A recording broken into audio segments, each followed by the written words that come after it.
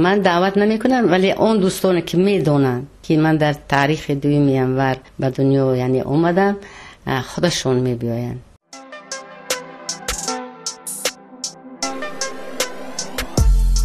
تنها صداست که میماند. گنج شایگان. از گذشته ها، ناگفته ها و ناشنیده ها. در پادکستی سلیمی ایوبزاد.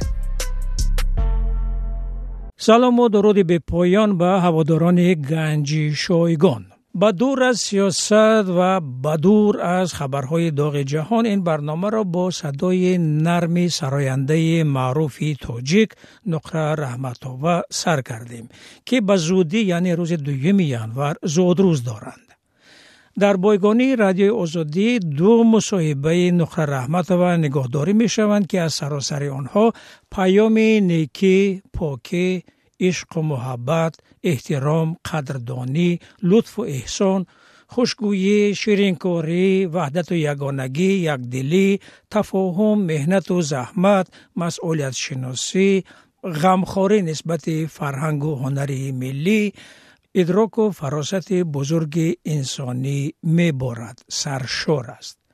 هر 2 صحبت اول روز 27 دکبر سال 2009 پخش شده. آن را خبرنگار وقت رادیو آزادی سفرگل عالمی ثبت کرده است. بسیار صحبت گرم و نرم و خوشایند و خودمانی درباره آنکه خانم نقره رحمت‌آور زادروز خود را چگونه جشن می‌گیرد و با دوستی و رفاقت، با همنشینی، غمگساری چی نظر دارد. خب حالا آن را میشنویم که زادروزش را چگونه جشن میگیرد و بعداً یک صحبت دیگر عمیق‌ترش یک گزارش خیلی جالب داریم که بر پایه سخنان نقره رحمت‌آور ساخته شده است. در راه هستید مهمانی یا در جای کار؟ علاجه خواندن ندارید؟ امکان دیدن هم پادکست رادیوی آزادی رو بشنوید. نقل گوشکی تنها برای شما، در وقت دلخواه و جای دلخواه. من دعوت نمی کنم، ولی اون دوستان که میدونن که من در تاریخ 2 ینور به دنیا یعنی اومدم، خودشون میبیاین. خان و خوامی یکتش اگر مبادا خدا نکرده مریض باشد و یگون کاری دیگر پیدا شود، حتما زنگ میزنن که رجا ما امروز نتونستیم و یگون روز دیگر در یگون قهوه خانه در یگون طرف خانه میشینیم، همون 1-2 ساعت همونجا استقبال میگیریم.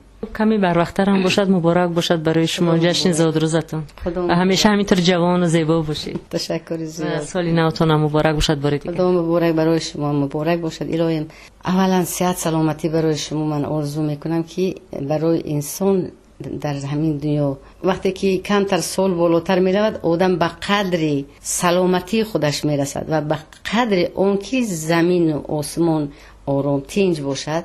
همین 2 چیز اساسی که برای انسانیت شرط و ضرور هست و از خدای تعالی همه وقت میخوام که سلامت باشید، الهی یگون درد نبینید. طبعا تصور کنید که دوگانه های شما اپای نگینه و اپای مستانه و محبوبه و گویا که الفت ما گویا که در اینجا هستند و شما اگر جمع شوید کدام سرود بین خودتان زمزمه میکنید؟ ما اگر جمع شویم، ما از خاطره هایی که مثلا با سفر هنری در کجا بودیم و چیکار کردیم و چی گفتیم و همین خیلی چیزا کو، یا که فلان وقت در وقتی همون ثبت کردن همین سرودی عمومی و 6 مقامی و دیگر خور انا این خیلی شد و این خیلی، یا که کدام روز در تلویزیون زنده برام اون وقتا ما زنده برآمد میکردیم که به فنگرامه مثلا یک کس رو میخندوند، بعد وای خودش وای افیری یعنی مستقیم می رود. هر چیز خاطره هایی که خنده آور هست و شوق آور هست و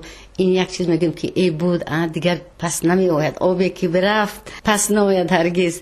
گفته انا خیلی چیز صحبت ها میکنیم و راست گویم کم سرود میخونیم، برای که ما شاید در همین سرود کلان شدیم و هر روز و هر ساعت هم در رادیو و تلویزیون و دیگر ما بهتر از همون 1 ساعت یا 1 دقیقه که با هم باشیم یگون خاطرات رو ما وای میکنیم یا داوری میکنیم. لیکن ما موسیقی میمونیم، رقص میکنیم، بعد موبا این خلکی نگینه بسیار هم امون لطیفه های جالبی بسیار هم شوخ و هزل‌آمیزی که نخندیدن هیچ علاجش نیست.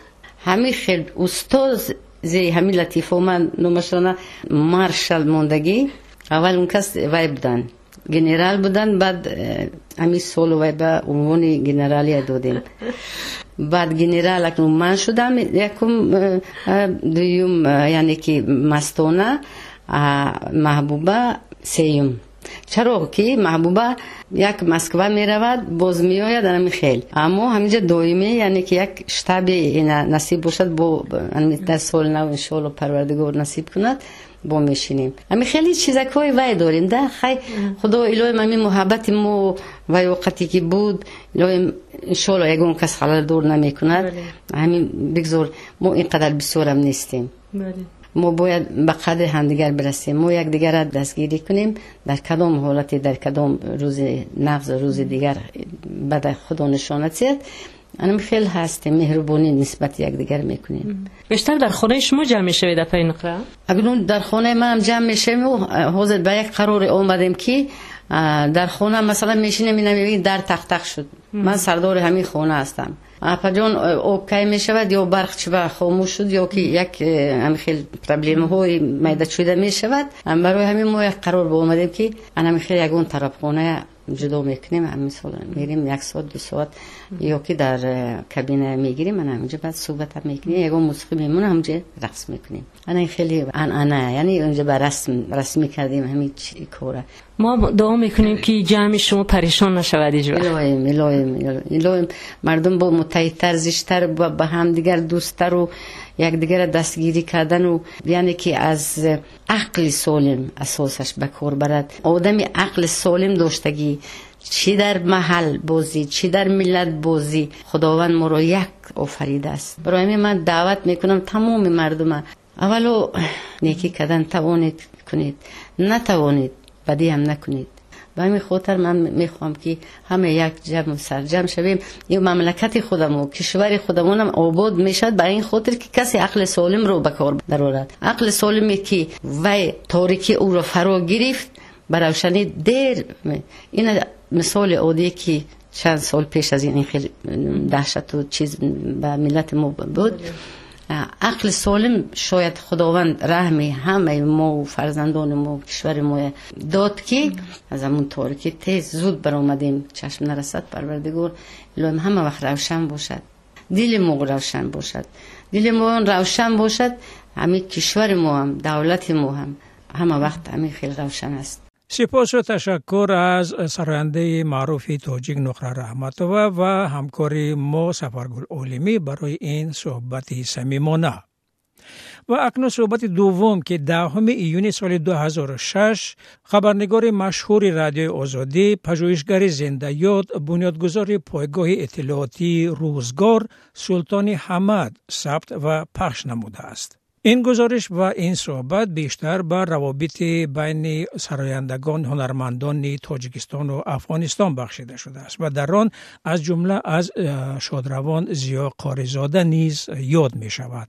طبق اطلاع صاحبان دکان‌های کاست و سیدی فروشی شهر دوشنبه، سرفروشترین سیدی ماه گذشته آلبوم منیژه دولت و یادی پدر بوده است که در آن اساساً کنسرت‌های در این اواخر در افغانستان نمایش داده این آوازخوان نامی ثبت گردیدند. ولی هدف ما با آوردن این خبر بررسی حسن و قبح این آلبوم و یا حکایت این سفر خانم منیژه دولت و به افغانستان نیست. ما با این بهانه می‌خواهیم یاد از تاریخ روابط هنرمندان این دو کشور کنیم که می‌تواند ما را از سازها و رازهای این همکاری‌ها خوبتر آگاه سازد. به شبهه خود هنرمندان. نقره رحمت و هنرپیشه مردمی تاجیکستان از جمله نخستین آوازخوان‌های زن است که باری اول به افغانستان ابتدای سالهای 60 عصر گذشته سفر کرده است. درباره آمادگی‌های قبل از سفر، چگونه به وقوع پیوستن آن و از این سفر با چه دستاویز برگشتنش خانم نقره رحمت و به ما چنین قصه کرد. اولین مرتبه سفری من به افغانستان این سال 1962 بود. اون وقت در آموزشگاه تحصیل میکردن و گروهی استادان صنعت رفایل طالماسوف، مسلم باقی و احمد باباقلوف، محمود جون واحدوف همراه همون سفر هنری داشتیم بار اول. این گپا پیش رفت کمتر قفا میگردیم. سال 1958 سال به کابل سفر هنری بود. من در آنجا نبودم، ولی همون انسامبلی که من گفتم ترانه و رقص پامیر بود، انا همون انسامبل به افغانستان سفر کرده بود. سفر جوابی همون سال، اینا ماه اوگوست رفت آمدن، ماه نوامبر بود یا اکتبر بود. سفری جوابی هنرمندانی افغانستان، آقای خیال، آقای زلاند، آقای قاسمی، خب دیگر نوازنده و محمد عمر بسیار نوازنده مشاق استاد زبردستی افغانا بودن. اینا دیگر رو گشته به کابل رفتن و آقای خیال در اینجا به مولت یک ماه همچون استاد، یعنی که از سرود ترانه‌های افغان به انسامبل ما آموختن و یکی از این سرودها هم سرود پشتونی چاویل چماز دیگرده بود. گفتن که این سرود قدیمی افغانو، شاید افغانو هم خودشون این فراموش کردگی باشن، همون سرود آموختن. بعد وقتی که به کابل سفر هنری داشتم، انا همین سرود رو چاویل چماز دیگرده رو من خوندم. یارا پیزوان دا پکنده و خطله مرده، چاویل چماز دیگرده دیگر ابی تولو به پا خیستم. یارا پیزوان دا پکنده و خطله مرده، چاویل چماز دیگرده، چاویل چماز دیگرده. یارا پیزوان دا پکنده و خطله مرده، چاویل چماز دیگرده، چاویل چماز دیگرده.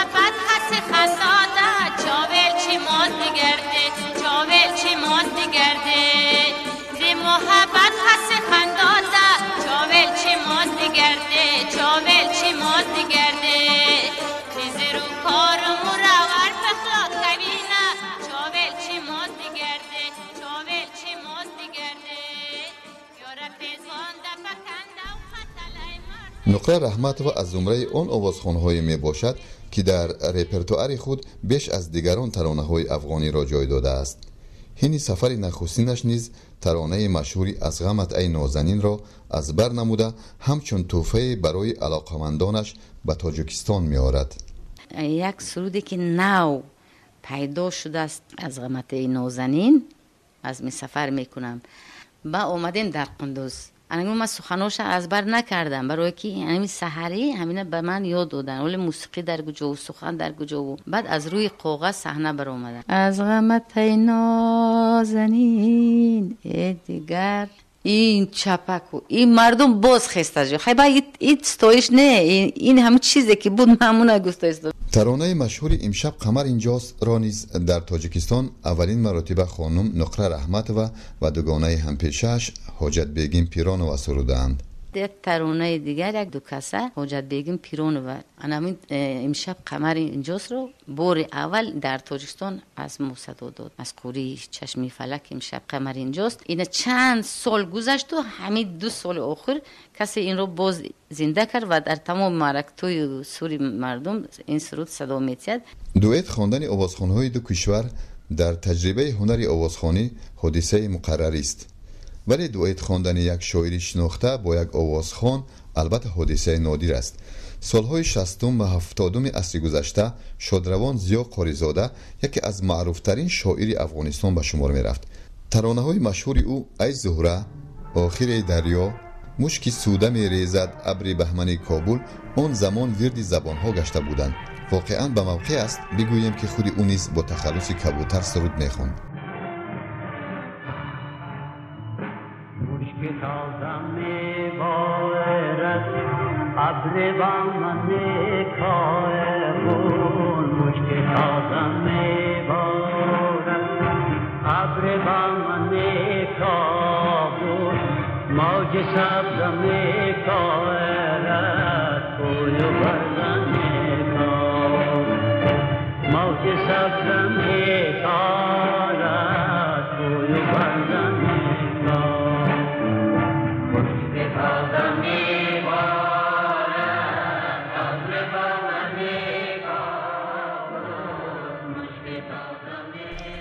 باری همون سالها زیا قاریزاده از طریق تاجیکستان روانه مسکو بوده است. در تاجیکستان چون از هنری آوازخوانی زیا قاریزاده آگاه بودند، خواستند از فرصت استفاده برده چند ترانه او را برای رادیوی تاجیکستان ثبت نمایند. بیایید بهترش دوام قصه را از خانم نقره رحمت و میشنویم. یک روز بود که همین میگفتن شما وزارت فرهنگ به دعوت میکنن تجیلی میروم وزیر فرهنگ مهربان نظرش ها نقره جان بانو نقره جان به همین یک کاری ضرور که وقت ساعت کم است همین 2 ساعت با همین یک کارمون باید انجام بدیم. این شاعر معروف افغانستان آقای زیا قاریزاده همین بیگو به مسکو سفر میکند. این ما باید در مدت همین 3 ساعت همین چیزای باید ثبت کنیم. من چی میگم؟ گفتم مرحمت اگر من از اون این برآمده توانم مرحمت. بعد هم همین انسامبل نوازنده جمع کردن از فیلارمون از رادیو چند نفرایی که ممتاز خوب بودن. بعد اومدیم در 1 ساعت همه همین مشق کردیم. در 1 ساعت همین 4 تا سروده آموختیم. خیلی با دم گرفتیم 10-15 دقیقه.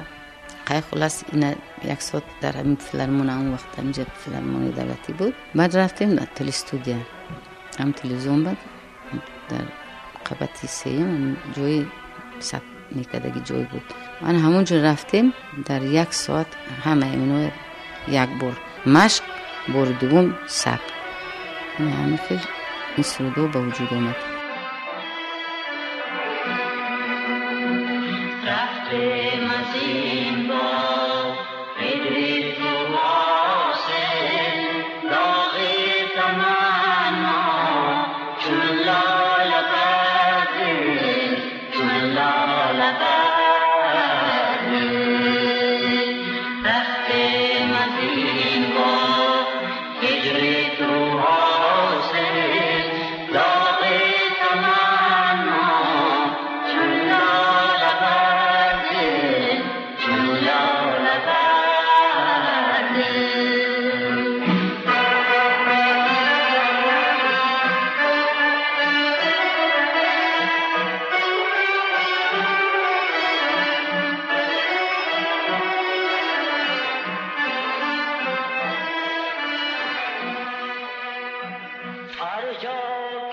در ظرف کمتر از 2 ساعت از بر نمودن و به نوار ثبت کردن 4 ترانه مهارت و تجربه خوبی را طلب میکرد. آوازخوان‌ها و مطربان توانستند که در یک مدت کوتاه آماده شوند و ارمغانی برای ما و نسل‌های بعدی به یادگار گذارند. زیرا به گفته شاعر جهان پر است ز آهنگ عاشقانه من فقط صداست که اندر زمانه میماند. سلطان حمد، رادیوی آزادی برای برنامه صدای تازه. بازپخش این گزارش و این مصاحبه را که در هیچ کجا در شبکه جهانی اینترنت وجود ندارد و بار اول در اینترنت نشر می شود با روان پاک سلطان حمد، همکار سابق ما، انسان نجیب و شادروان می بخشیم. خداوند او را رحمت و مغفرت کرده باشد و یادش گرامی باد. در همین جا پادکست گنج شایگان که این دفعه دور از سیاست و دور از خبرهای مهم جهان چه حالا و چه در گذشته ترتیب داده شد به پایان رسید. خدا نگهدار. در راه هستید مهمانی یا در جای کار علاجه خواندن ندارید امکان دیدن هم پادکست رادیوی آزادی را بشنوید. نقل گوشکی تنها برای شما در وقت دلخواه و جای دلخواه.